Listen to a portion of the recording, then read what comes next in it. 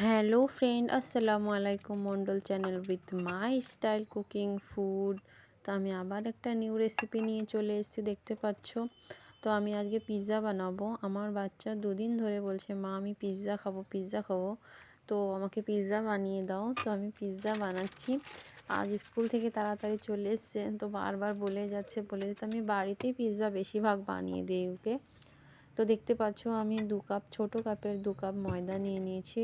আর এতে একটু পানি গরম করে নেব, হালকা কুসুম গরম পানি করে নেব।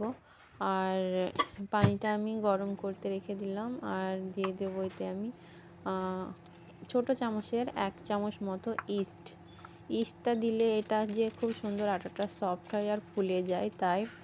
আর আটাটা যদি তোমরা রেস্টে রেখে দিতে পারো 3-4 ঘন্টা মতো, তো আটা আরও সুন্দর হবে, ভালো সুন্দর সফট আর ফুলে যাবে। আর আমি তো রেস্টে রেখে দেবো না, তো 10 মিনিট মতো রেখে দেবো। তো পানিটা গরম হয়ে গেছে, আমি পানিটা দিয়ে ওটা গুলে নেব সুন্দর করে। মানে ভালো করে গুলতে হবে যেন গাঁট না বেঁধে থাকে।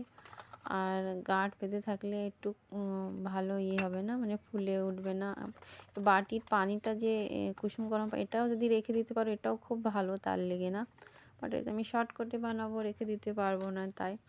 তো এটা আমি রেখে দিলাম। আর আটাটায় দিয়ে দেবো আমি একটু নুন আর 3 চামচ মতো সাদা তেল। ভাবো না যে এটা প্রিলের বোতলে আমি একটু সাদা তেল রেখে দিয়েছি, যে বেশি যেন না পড়ে যায়, তাই। তো এতে দিয়ে দেবো একটু দুধ। আর যে পানিটা আমি গুলে রেখে দিয়েছি, ইস্ট দেওয়া পানি, তো ওটাও আমি এতে ঢেলে দেব। পুরাটাই ঢেলে দেব। পুরাটা ঢেলে দিয়ে এটা আমি ভালো করে মিক্স করে নেব, সুন্দর করে একটা ডো তৈরি করব। তো এতে দেখতে পাচ্ছ হাতে গুলে নেব এটা আমি। তো এটা গুলে নিয়ে এটা সুন্দর একটা গোল ডো করে নেব। তো এটা আমার অনেকটা মিক্স হয়ে গেছে। তো অপর থেকে আমি একটু সাদা তেল দিয়ে মাখিয়ে একটু রেস্টে রেখে দেবো 10 মিনিট মতো। কারণ এটা যদি বেশি টাইম রেখে দিতে পারো খুবই ভালো।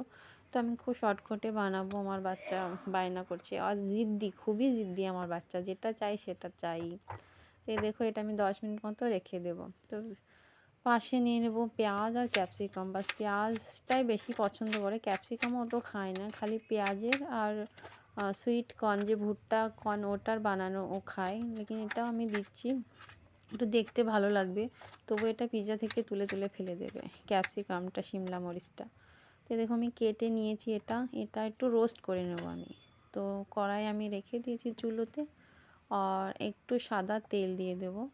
তেলটা একটু গরম হবে, আগে পেঁয়াজটা ঢেলে দেবো। কারণ একটু রোস্ট না করে দিলে, আমি তো এটা আগুনে বানাবো না, এটা আমি চুলোতেই বানাবো, তাই একটু পেঁয়াজটা রোস্ট আর ক্যাপসিকামটা রোস্ট করে নেব। তো এই যে দেখতে পাচ্ছ আমি পেঁয়াজটা ঢেলে দিলাম আর একটু রোস্ট করে নেব। আর যদি আগুনে বানাও তো এমনি ডাইরেক্ট ওর ওপরে দিলেও ওটা হয়ে যাবে, কারণ ওটা ওপর থেকে হিট এসে পুড়ে যাবে, একটু ব্রাউন হয়ে যাবে, সুন্দর সিদ্ধ হয়ে যাবে। তো এটা আমি একটু দিয়ে দিলাম, মানে রোস্ট করার জন্য। আর এতে একটু লবণ দেবো, সামান্য একটু লবণ দেবো, কারণ পিৎজা সসেও লবণ আছে। আর যারা পিৎজা সস নেয় যাদের, তারা একটা কাজ করবে, টমেটো কিনে নিয়ে আসবে, ওটা একটু ঘিষে নেবে। আর একটু রসুন কুচি, পেঁয়াজ কুচি দিয়ে সুন্দর করে, আর একটু চিনি দিয়ে সুন্দর করে পিৎজা সস বানিয়ে নিতে পারো, যেরকম চাটনি বানাই ওরকম ধরনের। এরকম ডোটা আমার রেডি। তো আমি বেলে নিচ্ছি পিৎজা বানানোর জন্যে। তো দেখতে পাচ্ছ এটা আমি গোল শেপে পুরা বানিয়ে নেব। তো এটা আমার বানানো হয়ে গেছে। তো কাঁটা দিয়ে, ফোক দিয়ে এটা আমি একটু ছেদ করে নেব, যাতে একটু ভালো হয় তাতে। তো এই দেখো এটা আমি কি করব, কড়াইয়ে তাওয়াতে ডাইরেক্ট দিয়ে দেবো। তো দেখতে পাচ্ছি একটু সুজি নিয়ে নিয়েছি। সুজিটা নেওয়ার কারণ যে অপর একটু নিচে যে তাওয়াতে দিয়ে এলে একটু চিপকাবে না। তো তাওয়ার ওপরে আমি এটা ছিটিয়ে দিলাম। তারপরে এটা আমি ওপরে পিৎজাটা দিয়ে দিয়েছি, কারণ আমি ডাইরেক্ট ওটা দিই না, পিৎজাটা তুলে দিয়েছি। আমি সস দিয়ে দেবো, পিৎজা সস আছে, তাই আমি পিৎজা সসটা দিয়ে দেবো এর ওপরে।